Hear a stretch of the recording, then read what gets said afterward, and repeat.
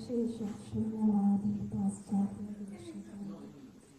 Jai Shri Krishna Chaitanya Prabhu Nityananda Shri Advaita Gadadhar Shri Vasadi Gaur Bhakta Vrinda Hare Krishna Hare Krishna Krishna Krishna Hare Hare Rama Hare Rama Rama Rama Hare Hare Hare Krishna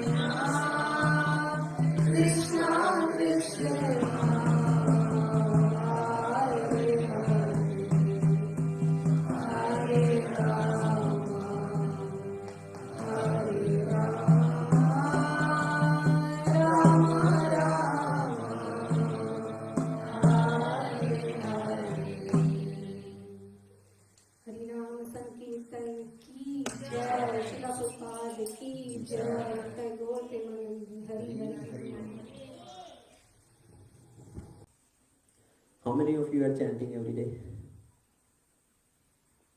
Please raise your hand who are chanting every day. Okay, the rest everybody is not chanting every day. 50-50. So please chant every day. How many of you have Bhagavad Gita? So everybody has Bhagavad Gita. Okay. How many of you read Bhagavad Gita every day? How many of you read Bhagavad Gita as it is every day? Because sometimes I say Bhagavad Gita, yes, we have Bhagavad Gita. Do you have Bhagavad Gita as it is? Read by Srila Prabhupada. Okay, so sometimes we say, yes, we have Bhagavad Gita as it is, but we keep that as it is in home. We don't read that, we just keep it as it is. So please chant every day, please read Bhagavad Gita every day. It's really, really important for us to understand how to act in this life, how to act in this world. Not just act, but act meaningfully. Okay, so our today's topic is really important. Many times this question comes. I'm going to ask you some questions and let's see. So we'll start with invocation prayers. Om Ajnanatimmirandhasya Jnananjanashalakaya Chakshurunmilitam Yena Tasmai Shri Gurave Namaha Mukam Karoti Vachalam Pangum Langhayate Girim Yat Kripatamaham Vande Shri Guru Dinatarim Paramananda Madhavam Shri Chaitanyeshwaram Namo Vishnupadaya Krishna Pristhaya Bhutale Srimate Bhaktivedanta Swami Namine Namaste Saraswati Devi Gauravani Pracharine Nirvishesha Shunyavadi Paschatya Deshatarine Namo Mahavidanyaya Krishna Prema Pradayate Krishnaya Krishna Chaitanya Namne Gaurakshe Namaha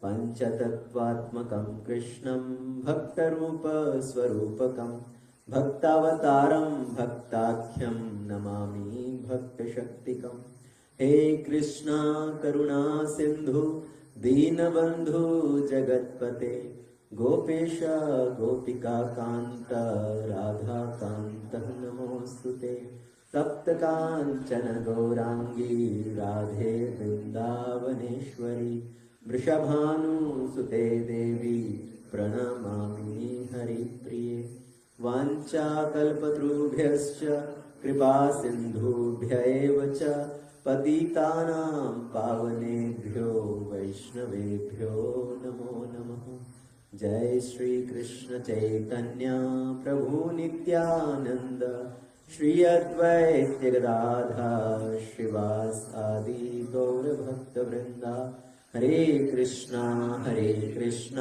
Krishna Krishna Hare Hare Hare Ram Ram Ram Hare Hare Hare Krishna. So once again, welcome everyone to Friday evening program, and thank you to Nitin Prabhu and Disha Mataji for hosting today's program. So our today's topic is everything in our life predestined. Sometimes we say whatever happens is by the will of the Lord. Or say, Krishna says, I know the past, present and future of everybody, every living entity. So it means, is everything in our life already destined to happen? It's already predetermined. Then where is the question of my free will? Do I have any free will? Can I make any choices? Or everything is predestined, right? Then it means if everything is predestined, whatever I do, good or bad, everything is happening by the will of Krishna. If I make any mistake, that's also Krishna's will. If I do anything wrong, any evil, that's also Krishna's will. So multiple question in that. So we are going to discuss this very important topic today. Is everything predestined? First of all. Okay, so question number 1. How many of you have thought this question? How many times this question came to your mind? You have pondered on that. Oh, is everything predestined? You have thought about that? Everybody has thought about that mostly. Actually, I remember very clearly, that scene is still there. First time when this question, means in my memory, first time when that question came to my mind, I was in 6th grade. Going to my school in a rickshaw. And in my mind, somehow this question came. Is everything happening in life already determined? So whatever we do, whatever we think, whatever I'm thinking at this moment right now, that's also predetermined. Everything is already decided. So then, do we have any choices to make? So first question is, whatever is in your destiny, that will happen. Right? We hear this statement. Whatever is there in your destiny, that is going to happen. It's going to come to you. So does it mean everything is predestined? Whatever we think, whatever we do, everything is predetermined? And on top, Krishna says in Bhagavad Gita, I know the past, present and future of every living entity. So that also it means proves to this statement, yes, everything is predetermined in that way. So how to understand this statement? So first of all, actually, when Krishna says, I know the past, present and future of everybody, what does that really mean? Is Krishna's knowledge of everything, is it static? Is it like you have a book? Right? Everything, something, whatever is written in that book, it's there. It's not changing at every minute, at every time. So Krishna's knowledge of past, present and future isn't like something writing of a book. No, actually Krishna's understanding of past, present and future is also very dynamic. Based on what we are thinking, what we are doing, that is changing. Right? So Krishna knows that, okay, this is what is going on in your thought right now, this is what you are going to act right now, and based on that, Krishna knows what is going to happen in future. So his knowledge of past, present and future is also very dynamic. It is changing at the constant time. Just like, understand it with a very simple example. Okay, I will give you a very simple example. When you drive, you use some map, Google map or some map you use, right? So you put your address, where you want to go. Based on that, the map will show some route. So map is deciding based on your choice where you want to go. It's showing you some path. But is that fixed, permanent? If you make any mistake on the way, map says take left, you took right.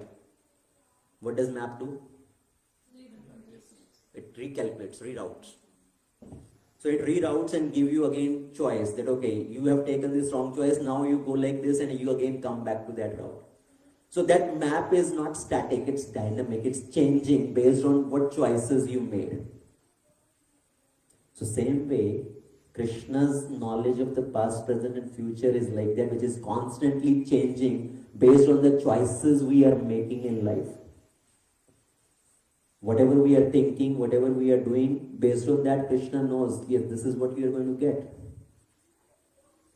So we are not like robots. Krishna did not make us like robots. Okay, understand that point.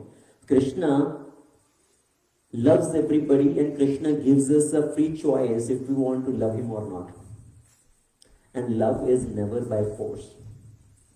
Love is by choice. For example, coming to this program is your choice. Nobody can force you. We can request you, yes, please come to the program. We can try to guide you, inspire you, please come to the program. Ultimately, it's your choice. Nobody is going to come to your home and put a gun on your head and say, if you don't come, I'm going to shoot you. So it's your choice. Because love is never by force, it's by choice. And Krishna gives us that choice. Once one thief, he made a theft and he was caught. Brought in front of the judge. And judge asked, did you commit this theft?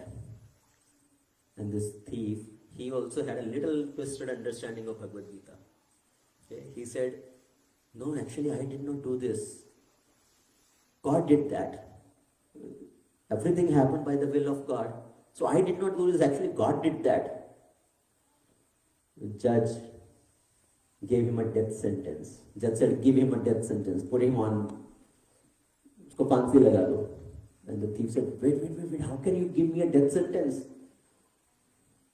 I did not do this, God did that. Judge said, I am not giving you death sentence, God is giving you death sentence. So the point to understand is people try to twist this logic, this philosophy, or whatever I did, if I did something wrong also, God made me do that. Everything is predestined. Ultimately, we should understand we have been given choices. Yes, Krishna controls the result of our activity. Like the rain. Rain is the cause of any vegetation. Without rain, nothing can grow. Right?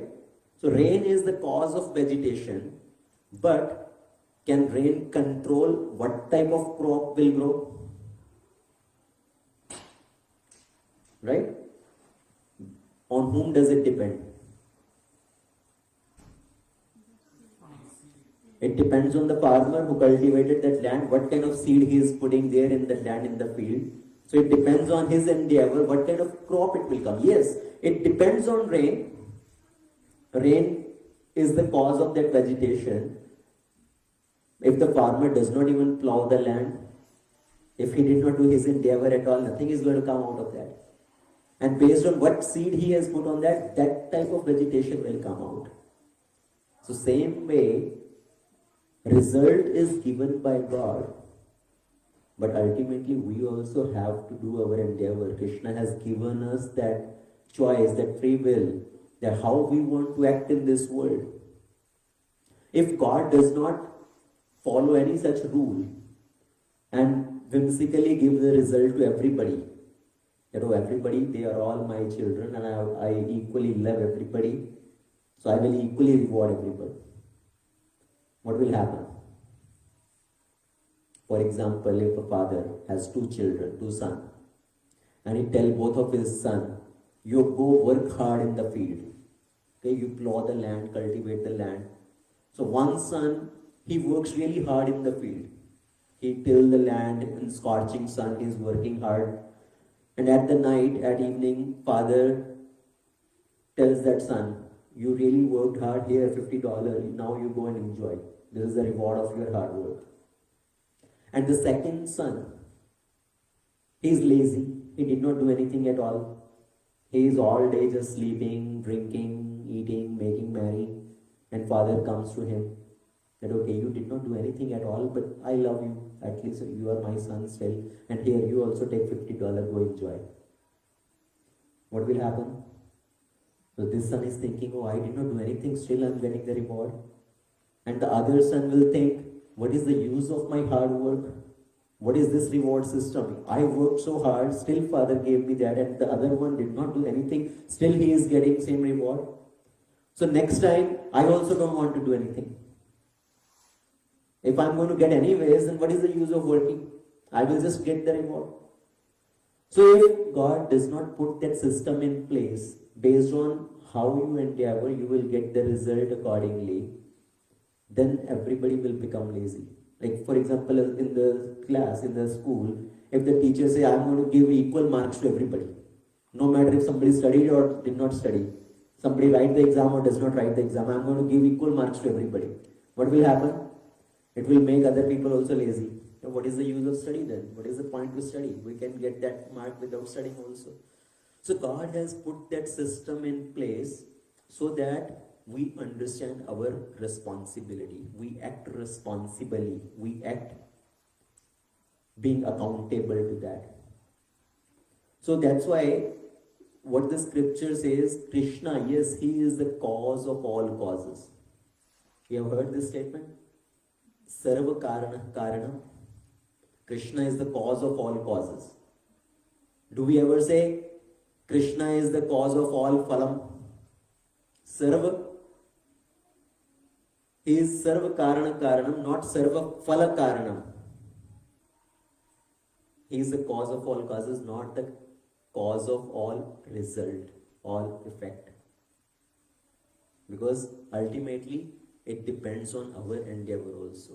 So yes, things are predestined in our life, some things are predestined, but still we have our choices. Some things are predestined in our life based on what we have done in the past. How we acted in the past, based on that certain things in our life are already determined. What kind of things are determined? What kind of parents you are going to get? Do you have any control on that? I want to be born in the house of the president of US. I want to be born in the house of Tata Birla. You don't have any control on that. So our parents, who chooses that? Krishna chooses based on what kind of activity, what kind of karma we have done in the past. How much somebody is going to get wealth in this life. How much somebody is going to get fame in this life. These things are predetermined based on our previous karmic reaction. So what we did in the past, based on that, certain things are predetermined, but still we have the choices to make. How we act right now, that will determine our future. So Krishna, if everything happened by the will of God, if everything is predestined, then where is the question of free will? Right? We say, yes, we have a free will, but if everything was predetermined, everything is happening by the will of God, there is no question of free will then. Do we have free will? So Krishna says in Bhagavad Gita actually, Yatha Ichchasi Tatha Kuru. He gave the whole knowledge of Bhagavad Gita to Arjuna. And then 1863, what is Krishna telling? Now I have given you all the Guhyattara and Guhyattamam knowledge. Confidential, more confidential, most confidential. I have given you all type of knowledge now. By pondering on that, now by internalizing on that, now you act as you want. Yatha Ichchasi Tatha Kuru. Krishna is not telling, now I have given you so much knowledge, I spent so much time and energy on you, now you do as I say. Krishna doesn't force. Krishna is giving a choice. So Krishna has given us a little free will how we want to act in this life.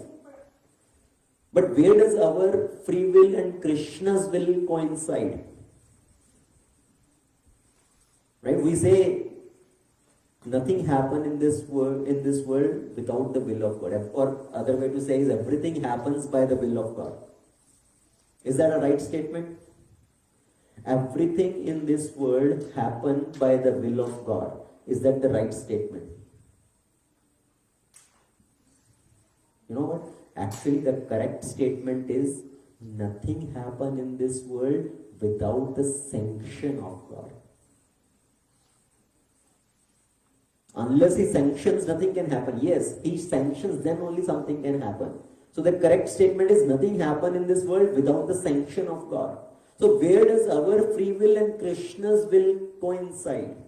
Krishna says in Bhagavad Gita, Yatha Akash Sthito Nityam Vayu Sarvatra Gomahan Tatha Sarvani Bhutani Matsthani Iti Upadharaya. This is chapter 9, text 6. What does Krishna says? As the mighty wind blowing rests in the sky. Same with all the living beings, they always rest in me. So now wind can blow in any direction. Right? Wind has a free will. Wind has a choice. It can blow in any direction. There is no restriction in that. But still, there is a particular space in which the wind can blow. It has certain boundary. And what is that boundary? Krishna is saying, Yatha Akash Sthito Nityam. Wind is always contained within that sky, the limits of sky. So there is a boundary. In that boundary, within that container, the wind can blow anywhere. It can go to the left, it can go to the right, up or down, it can blow any direction. But still, there is certain boundary within which it can blow. So same way, all the living entities, they are resting in me. Ultimately, yes, everything for us to act comes from Krishna. Krishna gives us intelligence. Krishna gives us strength to act. So we have been given certain causes, and based on that causes, what effect we produce, it depends on us. Understanding the point? So we have certain boundaries within which we can act. For example, our boundaries are determined based on what kind of ability are given to us. A small child, if a small child who is lying in a crib, if he gets angry, a little child, 6-month-old child can also get angry, right? So a 6-month-old child, if he shows anger, what most he can do? Just cry, lying in that crib. If 2-3-year-old child gets angry, what he can do? Throw his hands and legs, right? Pound on the floor, hit on the floor. 10-year-old boy, if he gets angry, what will he do? Scream, shout, maybe pick something and throw. 30-year-old man, if he gets angry, what he can do? Somebody said keep quiet, if he is very self-realized person. So, a grown-up person, if he gets angry, he can do much more things actually, right? He can, if he has a gun or something, he can take the gun and shoot somebody. Take a stone and throw at somebody. So based on our container, we can act accordingly. How much flexibility has been provided to us. So we have been given with certain abilities, our intelligence, strength, as I said, and based on that we act. But still, when we act, do we control the result of our activity? Right? Can we say that, oh, I worked this much hard, so I should be getting this much reward? No. Because we have been constrained by our previous quota of karma, karmic reaction. Even though we may be having the ability, we may be having the talent, we may be having that lot of potential, but still we get only as much is set aside as our quota, based on previous karma. For example, a cow. If a cow is left free, the cow can travel hundreds of kilometers, right? She can just keep walking. She has that potential to walk. But if that cow is tied with the rope to the pole, then how much that cow can move?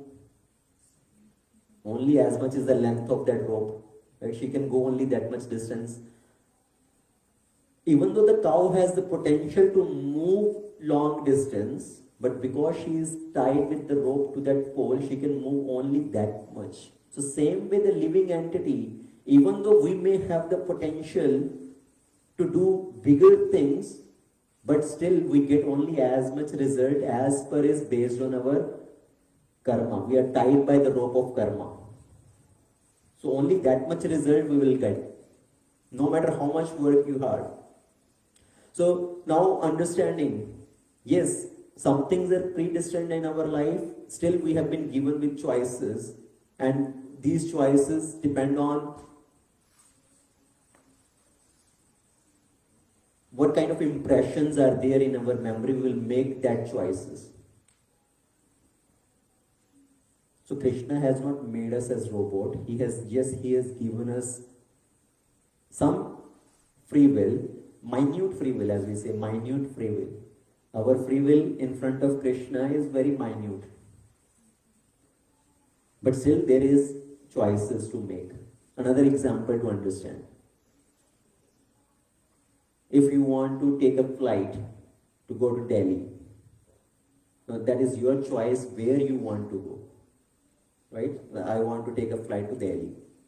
Once you have boarded that flight to Delhi, now can you tell the pilot, no, I changed my mind, I want to go to Bombay now. So now it's not in your hand, now you don't have a choice. Yes, earlier you had the choice, you made the choice, but now once you are on that flight, you have to go where that flight is going. But still, within that flight, you still have a free will. You have the choices to make.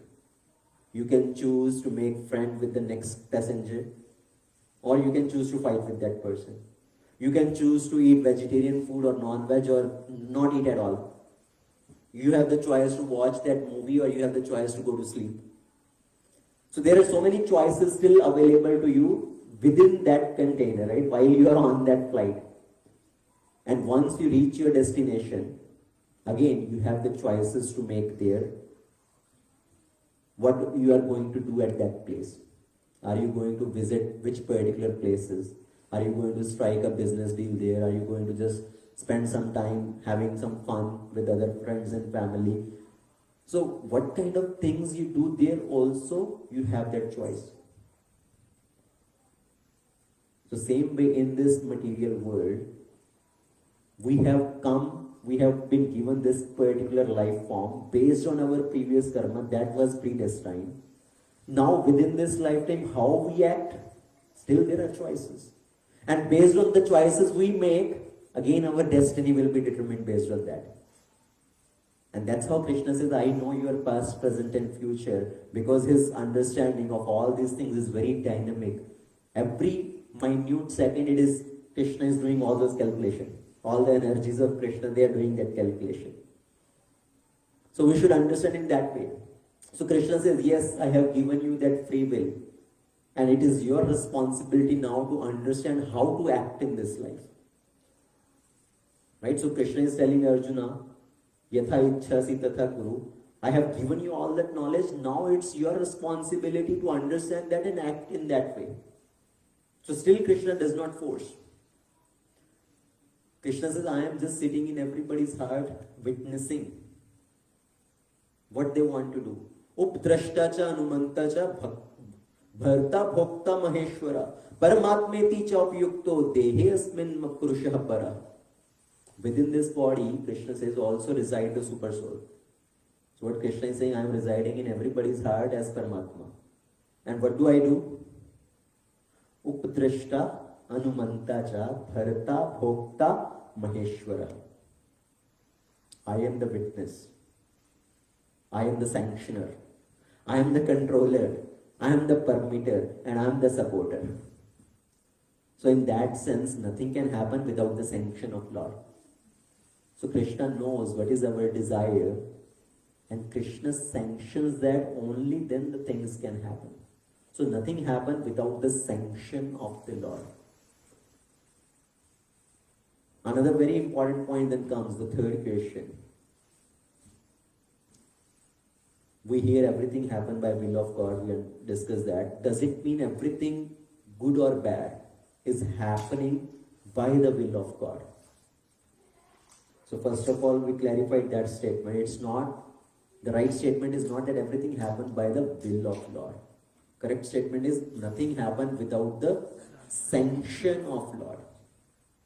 So now, sometimes people try to justify their wrong action saying, Krishna made me do that. Or it was Krishna's plan, Krishna's will. That's why I acted in that particular way. Anybody heard that statement? Right? Oh, Radha Kunj Bihari made me do like that. So, we try to put our shortcomings, our limitations on Krishna. We try to put our weakness, the blame of our weakness on Krishna. We don't understand that, yes, I acted out based on in a particular way out of my own weakness, out of my own ignorance, out of my own shortcoming. But we label it on Krishna. Krishna made me do that, or it was Krishna's will. So first of all, we should understand, actually really, was it Krishna's will? Was it Krishna's plan who made me act like that, or it was my own desire out of false ego, out of pride, out of envy, which made me act like that? I don't trust your mind. Don't think that, oh, it was Krishna's inspiration to act in that way. What if it's your mind inspiring you to act in that way out of ego and pride? So that's why it's important to understand the scripture and act based on scripture. So very beautiful example to understand. If we say everything happened by the will of Lord, then it means we make Krishna look like an evil person. Because whatever evil is happening in this world, we say, oh, it's happening because of Krishna. Isn't it? Then we are making Krishna and like into some evil god, who is the cause of all evil in this world. Evil is not because of Krishna, evil is because we are turning away from Krishna, we are acting against the will of Lord. Just take one example from Mahabharata. In Mahabharata, when Draupadi was trying to be disrobed in the assembly of Kurus, at that time Krishna actually came and protected Draupadi. Krishna supplied unlimited sari. But now whatever happened earlier, that Dushasan dragged her to the assembly and tried to disrobe her. And somebody can say, oh, it was will of Krishna. So is it really will of Krishna to drag Draupadi in the assembly and try to disrobe her? Because Krishna ultimately protected her, right? Krishna supplied unlimited sari. So definitely it was not will of Krishna. So how do we understand or justify this point actually? So we should understand, yes, everybody has been given certain frame of container within which they can work. In this case, Dushasana, he has his political position, he has his physical strength, and based on his envy and ego, he is acting in a particular way. So it's his free will, minute free will, which he is acting out in a particular way, but based on what he acted, he had to get the result of that. So it's not always that it was Krishna's will that one acted in a particular way. Another example to understand is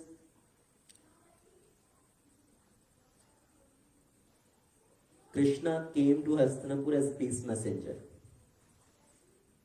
Right? So Krishna's will, somebody may say, okay, God came as a peace messenger, but he was not successful. So it means God's plan or God's will failed. So can God's will also fail? What do you think? If God really wants something, can he fail in that attempt? Another name for Krishna or another name for Vishnu is also called Satya Sankalpa. Whatever he decides, whatever he desires, it immediately happens. Right?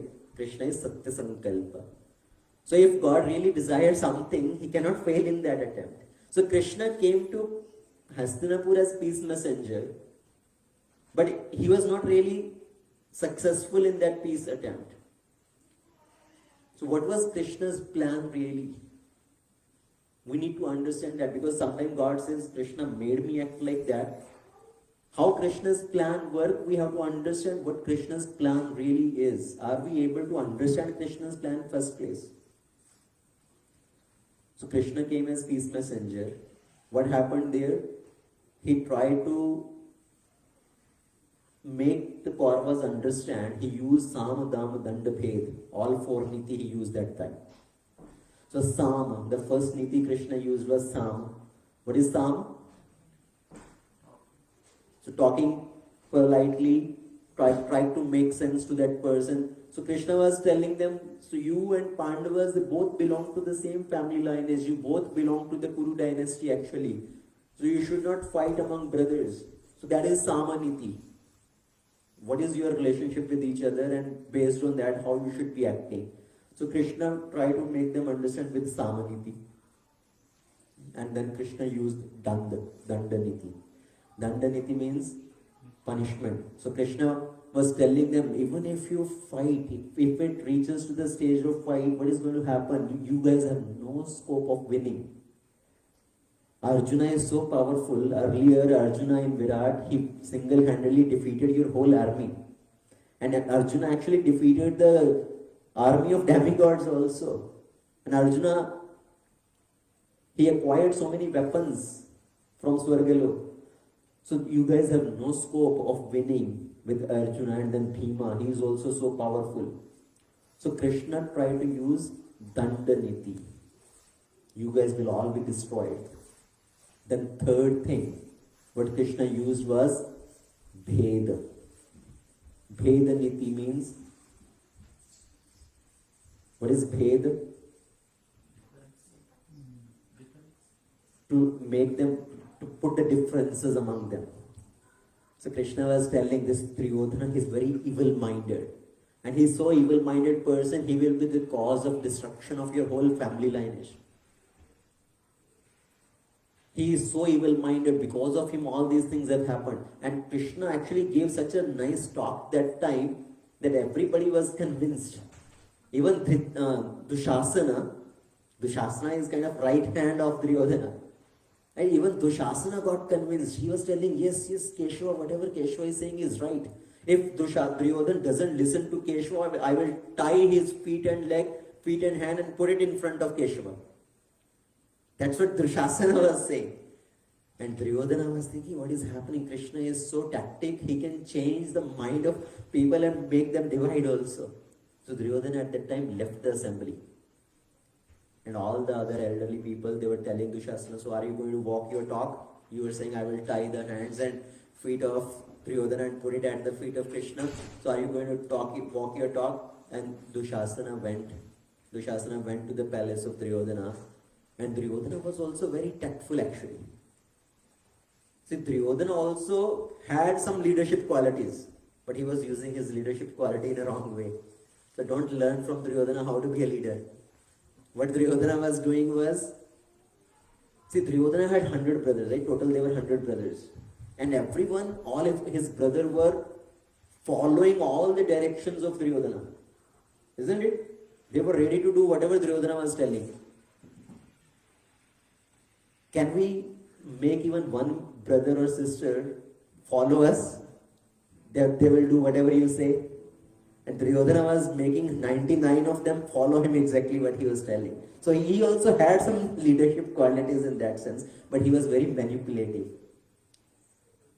Actually, he will use their, what you call as a weak spot, weak point.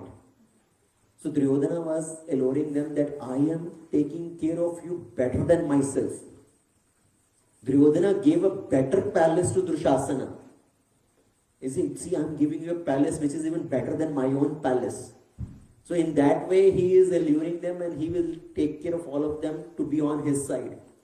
So now also when Dushasana came, Duryodhana knows, yes, he is coming behind me. So Dushasana is talking. Duryodhana is talking and Dushasana is listening from outside. He's speaking that, see, Krishna, he is so tactful that he made my faithful brothers also against me. That is his trick. He wants to divide us. Even though my own brothers, for whom I took care of them so nicely, I did so many things for them, and now they are thinking that, yes, I am on the wrong side. This is such a bad, tactful person this Krishna is. And Dushasana again came back. Oh, yeah. Krishna is trying to divide us. And Dushasana again came in front of Duryodhana and says, no, I will do what you say. Again, Dushasana changed his mind. So they both again came back to the assembly. So far, Krishna has used Samaniti, he has used Dandaniti, he has used Bhedaniti. Now, the fourth thing Krishna used was, what is that? Dam. What is Damaniti? To give them some allurement, right? To give them some reward. That is called Damaniti. So Krishna is telling them, see, earlier, the whole kingdom was to be divided between Kauravas and Pandavas. Half, right? That is your equal share. But I have a proposal for you. You can keep the whole kingdom. Just give 5 villages for the Pandavas. So that was Damaniti. You take the whole kingdom. You keep the most part. Just give them 5 villages, because ultimately they are also Kshatriyas. They need to rule. So just give them 5 villages. And what did Duryodhana say? Forget 5 villages. I will not give even enough land for them to put a tip of the needle. That was Duryodhana's statement. It's like somebody come to invite at your home, right? Somebody come to invite you at their home. So please come to my home. One thing to tell is, yes, we will try to come. Right? If our time permit, we will try to come. Another thing to say is, I don't want to see your face. You get out of here immediately.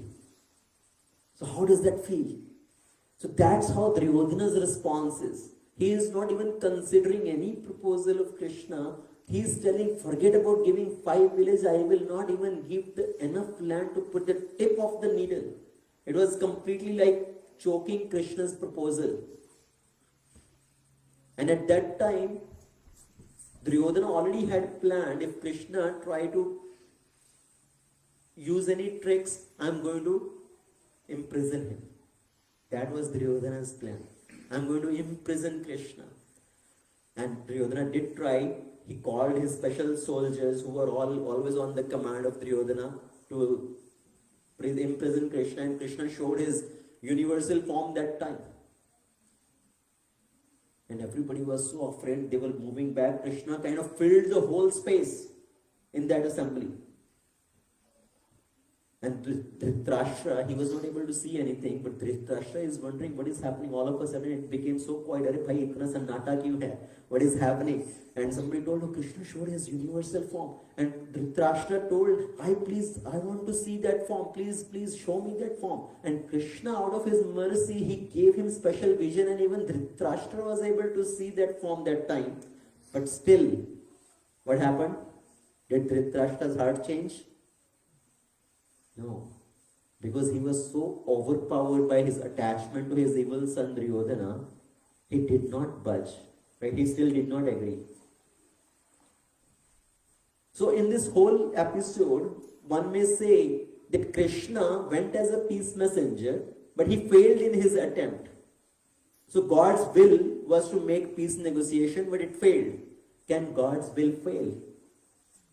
So we have to understand actually what God's will really is. We have to come to that level of understanding first.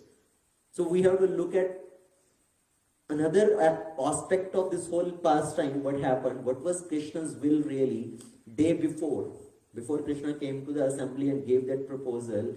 Day before, when Krishna came to Hastinapur, Duryodhana had planned that I am going to give a very nice reception to Krishna. Give him a very nice place to stay. Give him very nice meal to eat. So he told Dushasana, see, your palace is better than my palace. So we'll have Krishna stay in your palace. So one day you can stay in my palace and let's give your palace to Krishna. And then Duryodhana had prepared all Chappan Bhoga.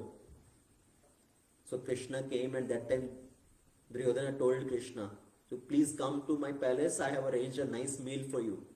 What did Krishna say? I don't want to eat at your place. So Krishna told Duryodhana, only in 2 situations somebody come to eat at somebody's place. What are these 2 situations? Either somebody has a very loving relationship with somebody, or somebody is really hungry. He has no food to eat and he needs food from somebody. या तो किसी के प्रभाव में किसी के घर पर जाते हैं, या अभाव में किसी के घर पर जाते हैं. So I don't have a very loving relationship with you. On the contrary, you have done so many evil things to the ones with whom I love, the Pandavas. So ना तो मेरे ऊपर तुम्हारा कोई बहुत अधिक प्रभाव है, और ना ही मुझे किसी चीज का अभाव है. So I don't want to come to your home. So Krishna rejected, and Krishna, where did Krishna go? He went to the house of Vidura. Now at Vidura's house, when Krishna is talking with Vidura, Vidura is actually telling Krishna, I have seen enough humiliation already. Earlier I have seen the humiliation of Draupadi in that assembly. And tomorrow if you go as a peace messenger in the assembly, I am very confident Duryodhana is not going to listen to you. Actually, Duryodhana has planned that if you say something against him, he has a plan to capture you, to imprison you. If I have to see your humiliation also tomorrow in the assembly, I will not be able to live. And what did Krishna tell to Vidur? Actually, why I have come here? I know Duryodhana is not going to listen. He is not going to agree to this peace plan. But the purpose of my coming here, my will, my plan is, I want to show to the world, I want to prove to the world that this war did not happen because of Pandavas. This war happened because of Kauravas, because of Duryodhana. To prove that to the world, that is my plan. That's why I have come here. So now, was Krishna successful in his plan? Right? So we have to, even though he was not successful in the peace negotiation, but that was external plan. The real plan was to put Pandavas into the good light in front of the world. To prove that Pandavas are not the cause for this war. Duryodhana is the one who is bent upon this war. So Krishna was successful in his attempt. His plan was successful. So Krishna, now one can say, are my mistakes, whatever mistakes we are committing in this life, are they Krishna's plan? Our mistakes are because of our own choices. But Krishna can make his plan work through our mistakes also. Like Krishna's plan can accommodate our mistakes. Just like the Google Map example I gave. When Google Map shows some path and you take a wrong turn, it will immediately show now, okay, you made this wrong choice, but still you can come back to this route. So even though when we make a mistake, Krishna continue to show us the right path. That you need to turn back to this way to rectify your mistake. But if we keep going wrong in the wrong direction, then it's our choice and we have to face that result of our choices. So Krishna can make his plan work. Whatever happens in this world, some evil also happen because of people's wrong choices. Somebody may say, oh, why did some terrorist attack happen? Or why so many people, innocent people are killed? Ultimately what happened, Krishna bring both parties together. Somebody has that wrong desire, wrong intention to commit that evil. They have that ability, that strength, that power, and they make a wrong choice to commit the evil, and the other person, based on their previous karmic reaction, they have to go through certain consequences. So what does Krishna do? Just brings them together. So Krishna's plan can accommodate our mistake. And Krishna tells in Bhagavad Gita, actually, what does Krishna say? So in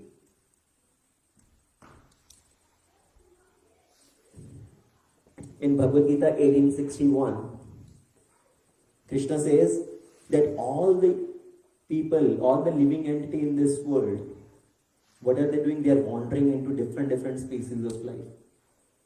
I am seated in everybody's heart and I am directing their wandering in this world. Ishvara sarva bhutana hrideshe arjuna tishtati dhamyan sarva bhutani yantra rudhani mayaya. So Krishna wanders, Krishna directs the wandering of all the living entity in this material world. We can make different choices, but Krishna is trying to direct us. How you can come to the right path. We may acquire different type of body, but still based on previous karma, some impressions are there in our memory, some samskaras are there. And people try to act based on those memories, based on that samskaras. Isn't it? We have so many impressions stored in our memory. Even though if you want to delete that, there is no delete button. Based on strong spiritual impressions, if we build strong spiritual impressions, then we can weaken those material impressions. But it cannot be deleted from the memory. So that's why Krishna says you have to understand why you are here in this world, why you are in a particular situation, and what you need to do in that situation. तमेव शरणं गच्छः सर्वभावेन भारत तत्प्रसादात् परम शांतिं स्थानं प्राप्यासि शाश्वतम. Sthanam prapyasi shashvatam. Then you will attain to that eternal abode. How? If you take shelter of that Supreme Lord. Tameva sharanam gacha. You should go to the shelter of that Supreme Lord. Only then you can attain to that peace. Tat prasadat param shanti.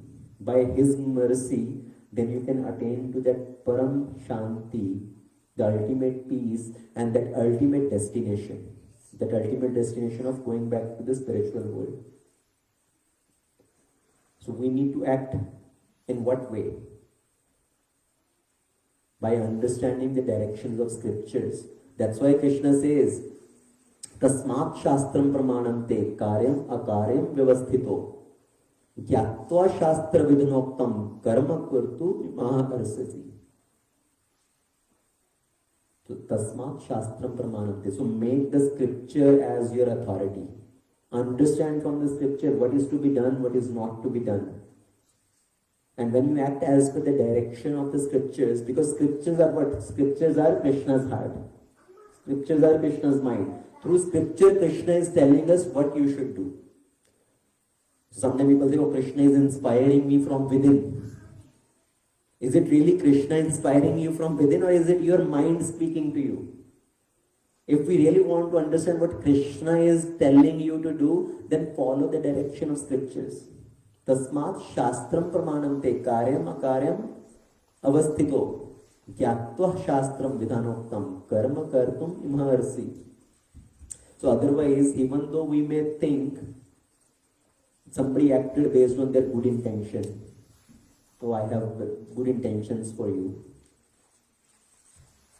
or you guide somebody based on good intentions, ultimately that may be very fatal for that person. That may not be really good for that person, unless it is directed by the scriptures, unless it is balanced by Sadhu Shastra.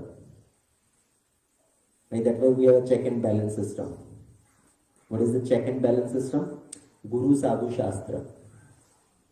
One should not follow the Guru also blindly. Some people follow their Guru blindly. Even though the Guru is not a bona fide Guru, and he may tell something whimsically. So don't just listen to the word what Guru is saying unless it is backed up by the Shastra. So whatever Guru is teaching is also should be backed up by Shastra. So Guru Sadhu Shastra. That is the check and balance system. One should not trust one's own mind. One should follow the direction of scriptures. Otherwise, what happens is, even though the good intentions, they can pave the path to the hell. So don't listen to your mind, follow the direction of scriptures. Krishna says, surrender unto me. And how do we surrender? What is the process of surrender? That's why in Hari Bhakti Vilas, in Bhakti Rasamrita Sindhu, it talks about the process of surrender. How we can understand Krishna's plan, how we can act out based on Krishna's plan. So what is that process of surrender? It says, Anukulena Sankalpa Pratikulasya Varjana Rakshashiti iti Vishwaso Gopatritve Varnam Tata Karpan Atma Nikshepaha Karpanya Shadvid Vidha Sharanagata. There are 6 limbs of surrender. What are the 6 limbs of surrender? Anukulena Krishna Anushilanam. Anukulena Sankalpa. Anukulena Sankalpa, what does that mean? Making our desires as per the desires of God. Anukulena Sankalpa. So you align your desire with the desire of God. What does that really mean? That actually I am servant of Krishna. My job, my duty is to serve Krishna. Follow the directions given by Krishna. So not acting independently, whimsically, but following the directions of scripture. So aligning our will with the will of God. That is the meaning of anukulya sankalpa. Then pratikulasya varjana. What does that mean? Not to desire against the will of God. So first thing is to desire as per the desire of God. Second thing is not to desire against the will of God.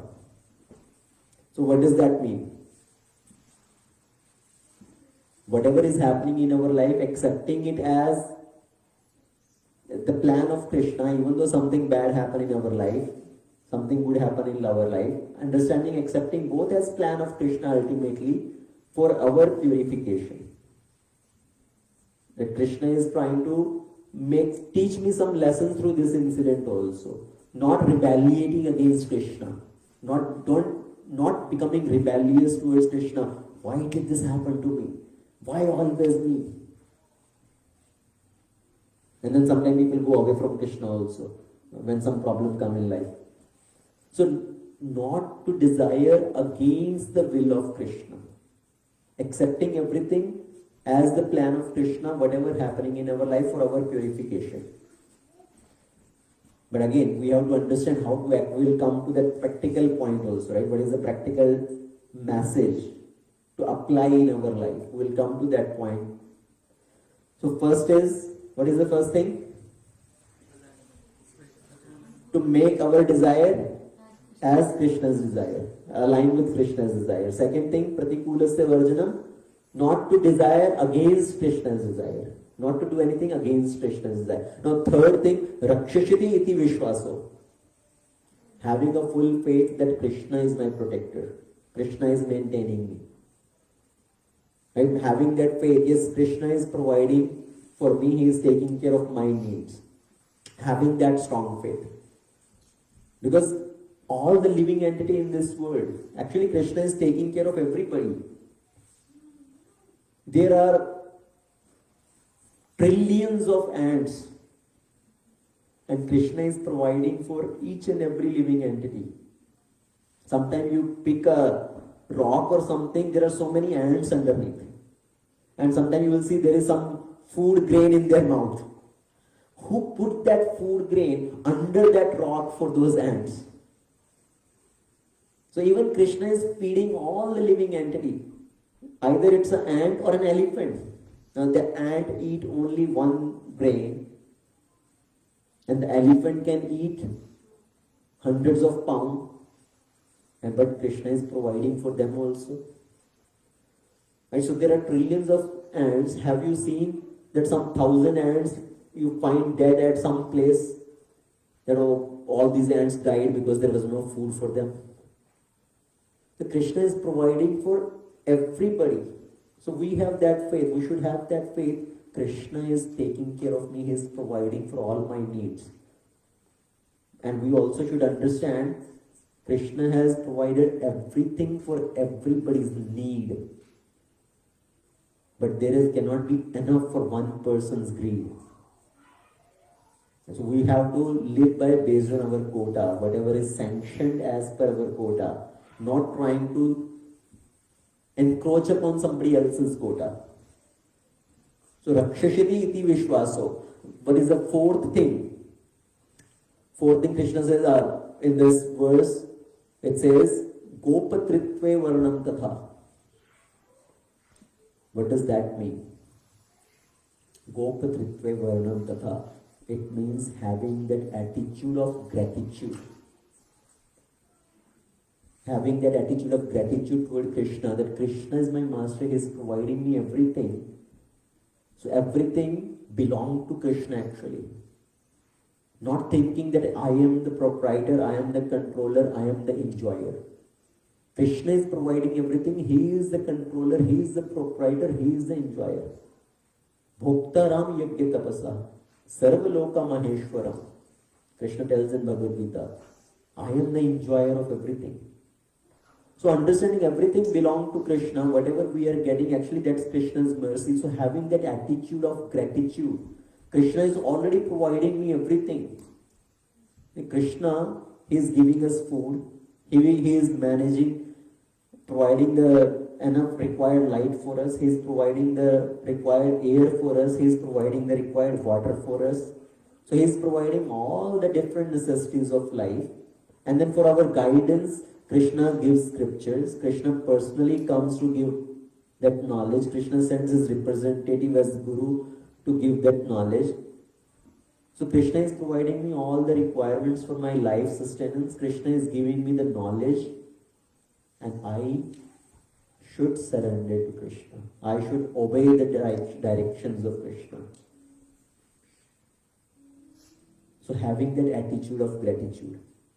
Gopatritve varnam tata. Then fifth one, Atmanikshepa. Atmanikshepa, what does that mean? To see that everything we possess as a belonging of Lord. So He is the proprietor of everything. Don't start thinking when you get some wealth, when we have some possessions, don't start thinking now I am the controller, I am the proprietor of that. Krishna is the proprietor of everything. Krishna has given me right now and it can be taken away also at any time. So He is the ultimate proprietor. So Atmanikshepa means as Bali Maharaj surrendered to Krishna, surrendered to Vamandev fully. Right? Atmanivedanam. Atmanivedanam is surrendering everything to the Lord. That you are the master, everything belongs to you. So Bali Maharaj is known for that quality, Atmanivedanam. That's why here it says Atmanikshepa, thinking Krishna to be the proprietor of everything, everything belongs to him. And the sixth thing is what? Karpanye. Karpanye means to give up all the pride of having even surrendered to Krishna. Don't start thinking, oh, I have become a great devotee now. See, I have such a great level of surrender. Or becoming pride for your material achievements also, or becoming pride of your spiritual achievements also. Don't become proud of anything. Sometimes pride comes in the heart, right? It's so easy in this world, pride to come in our heart. If somebody is materially advanced, for that also pride comes. And as we give up those material things and start taking spiritual life seriously, then also pride may come. Because that is also Krishna's test. Are you becoming pride because you are spiritually advanced? Some people may get pride of sitting on floor also. Oh, we are very simple people. I can just sit on floor in any situation. That also can bring pride in the heart. Somebody may get pride. I am very humble. I pay obeisances to everybody. मैं तो सबको झुककर प्रणाम करता हूँ. उसी चीज का घमंड आ सकता है. For that they can become proud. So we have to be very careful not to become proud of our surrender itself. That I have become such an advanced devotee. So here it talks about the 6 principles of surrender. And ultimately we have to understand from scripture what Krishna is telling. If you really want to understand my direction, my plan, then act as per scriptures. Tasmat Shastram Pramanante. So make this verse of Bhagavad Gita as your life direction, as your life manual. Tasmat Shastram Pramanante. Karyam akaryam vyavasthito. Acting as per the direction of scripture. Let the scripture become your authority. Understanding what to be done, what not to be done. Not by just what somebody is telling me to do. Whatever somebody is telling me to do, is that as per the direction of scripture? Is that aligning with scripture? Right? So, this is how we can understand Krishna's plan and act Krishna's plan. Don't misunderstand the statement of scriptures. That, oh, Krishna made me do that. Ultimately, this was Krishna's will. Now, practical point. Let's come to the practical application. Okay, last 5 minutes, if you can spare 5 more minutes. Very important, because understanding all that, now we have to act practically. If something happen in our life, how to understand that and how to act in that situation. When some reversal come in life. So, let's say when something bad happened to us, how to understand that and how to act in that situation. So bad can happen in multiple ways. Bad can be happening in terms of some natural calamity, some accident, something happened. Bad can happen in terms of somebody did wrong to you, somebody screamed at you, somebody physically harmed you. So bad can happen in multiple ways. If some bad happen in our life, how to understand that and how to act in that situation.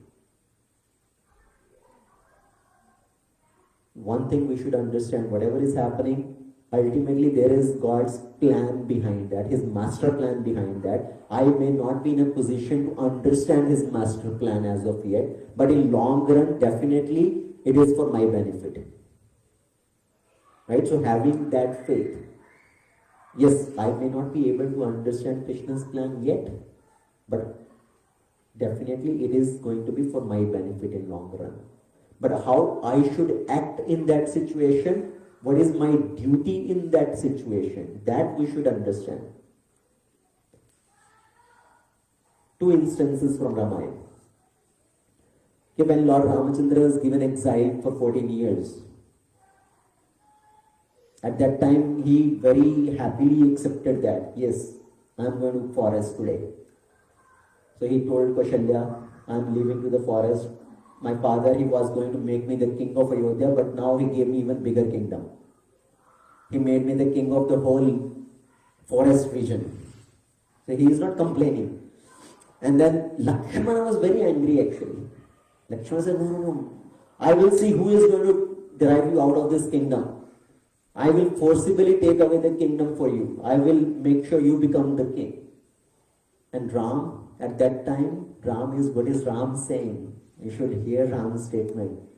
Lord Ram personally, he himself is telling, actually, this is the destiny. Okay, this is destiny is acting. And I should just accept the destiny and go. This is the will of destiny. And Lakshmana at that time said, actually the coward people, they talk about destiny. The strong people, they can make their own destiny. So you should not be afraid. I am on your side. We will fight with Dashrath and we will get that kingdom. And but Lord Ram pacified Lakshmana at that time. And he said, this is the destiny. I will work based on the destiny. What Lord Ram is demonstrating at that time is, whatever has happened in that situation, what is my duty now? My duty at this time as a good son of my father is to fulfill the dharma of my father. That is my duty in this situation. My duty is to uphold dharma of my father. So to uphold the dharma of his father, Ram left Ayodhya. And later on, while they are in the forest, when they are in Panchavati, that time, Ravana came and kidnapped Sita. At that time, Ram is wandering in the forest searching for Sita. Now, at that time, Ram did not say, oh, this is the will of destiny. Whatever happened, Ravana came and kidnapped Sita, so whatever happened, it's the will of destiny. Maybe it is to teach me some lesson. I was too attached to my wife, so now it has made up plans that I should get detached to my wife, whatever has happened. At that time, what did Ram do? At that time, Ram said, my duty is to protect my wife. At the earlier, Ram acted as per his duty towards his father. What is my duty in that situation? And now what has happened is, what is my duty right now? My duty is to protect my wife. So Ram did the whole thing, made the army of the Vanaras, attacked on Lanka and protected Sita, brought back Sita. So what we should do in certain situations, we have to understand in long run, whatever is happening, there is a plan behind that, but I should act as per my duty in that situation.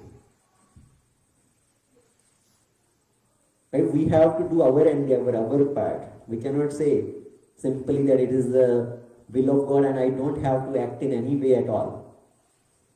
Now, if somebody did something wrong to us, somebody has harmed us, somebody has done, what should be done in that situation? Understanding it as Krishna's plan overall, we hear the statement, forgive and forget.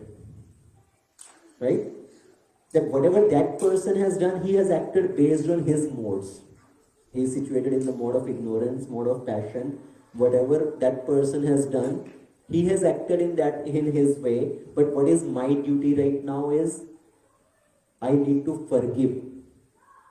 But understand one more very important point. Forgive is not to be compassionate towards that person. Forgiving somebody is to be self-compassionate. It's not that you are showing mercy to that person. Oh, I forgive you. Who are you to forgive somebody? Is he accepting even your forgiveness or not at that? So that forgiveness is to show compassion to yourself. Because if we keep holding that thing, oh, he did something to me. If you're holding on to that grudge, what is happening? You are overburdening yourself. I heard one example from Gaur Gopal Prabhu. Actually, this is a very wonderful example. What he is telling is, say, if you hold something in your hand, right, a cell phone or some book, if you hold something, even though it is very lightweight, 200 gram, 500 gram, but if you keep holding for a long time, what is happening? It will start hurting your own arm, right? So it's not about how heavy that object is, how you hold that object, but how long you hold that object. That is causing pain to yourself. And but if you put that object down, then are you doing favor to that object or are you doing favor to your own arm? So you are doing favor to yourself only, right? You are giving favor to your own hand, your own arm. So same way, if we keep holding to whatever has happened, whatever somebody else has done, we are harming ourselves. So forgiving somebody is to be self-compassionate.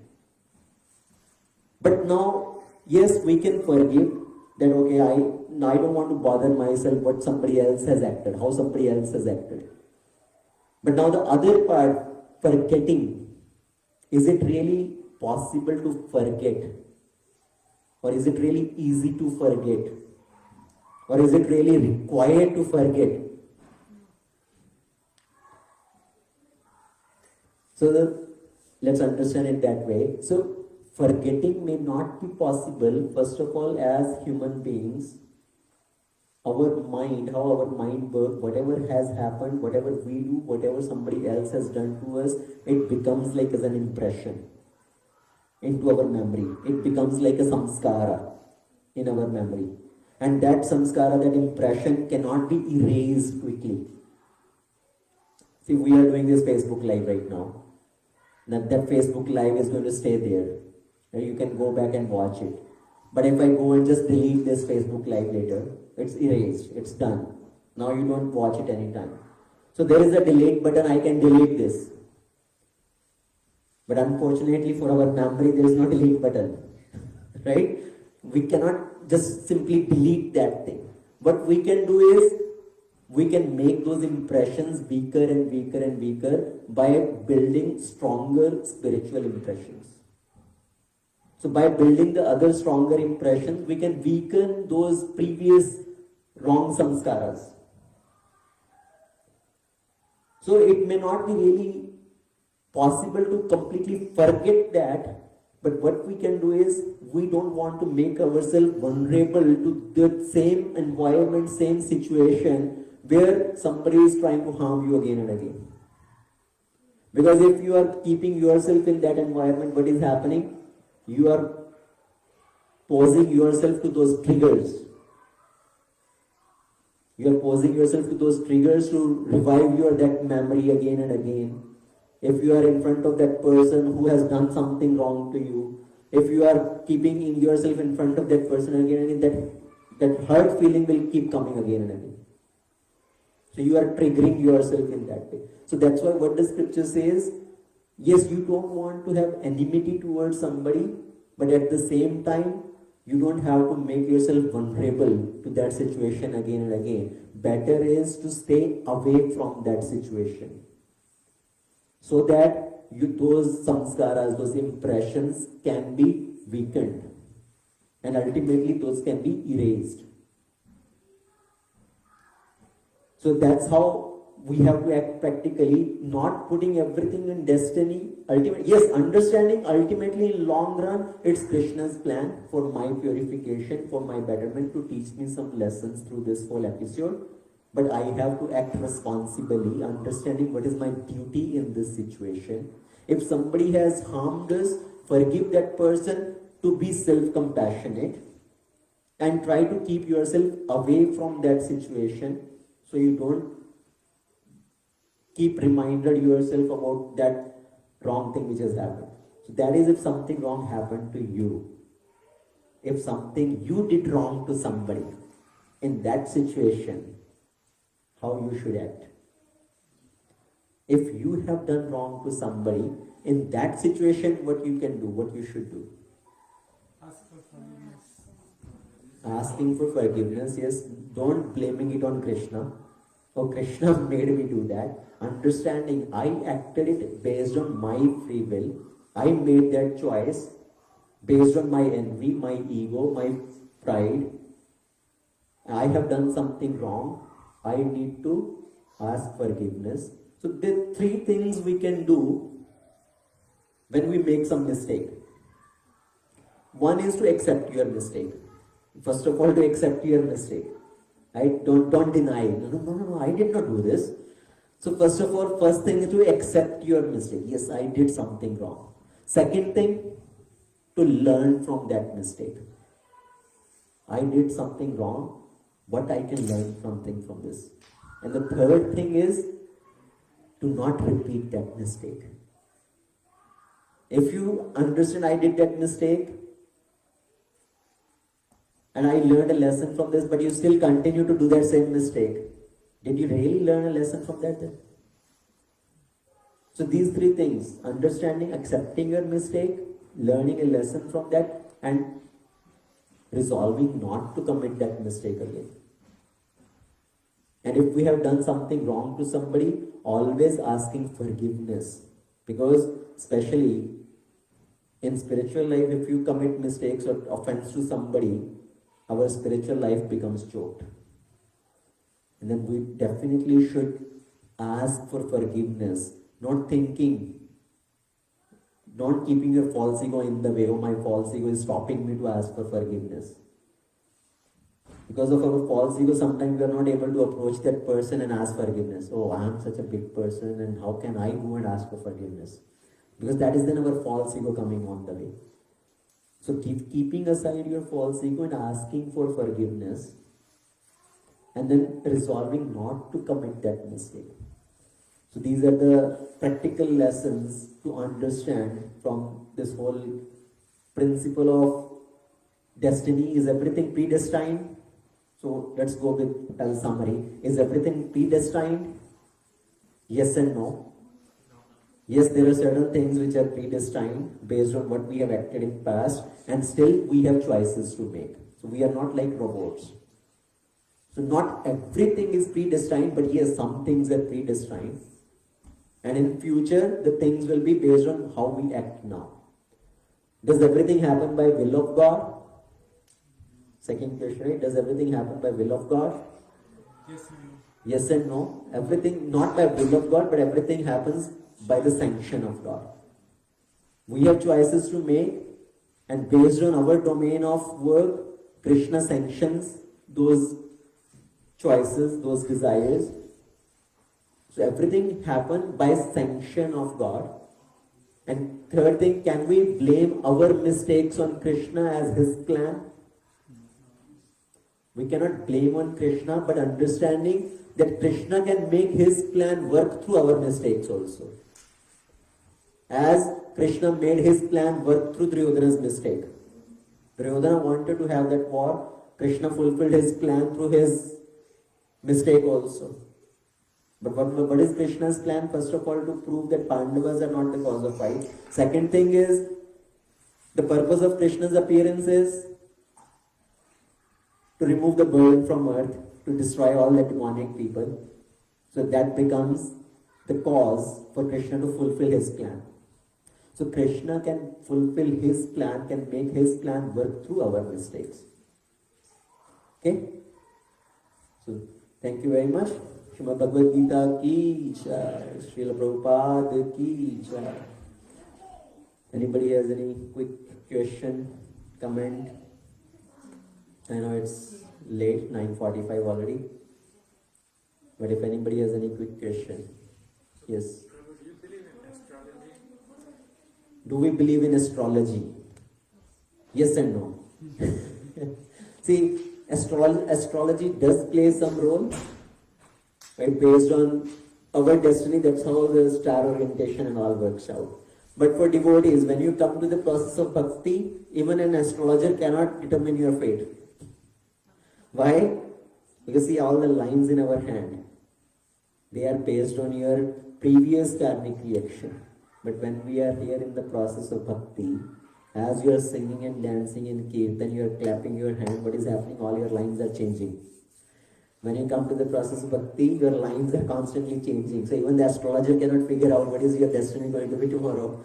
Because your lines are changing, and as per that, all the stars' position is changing.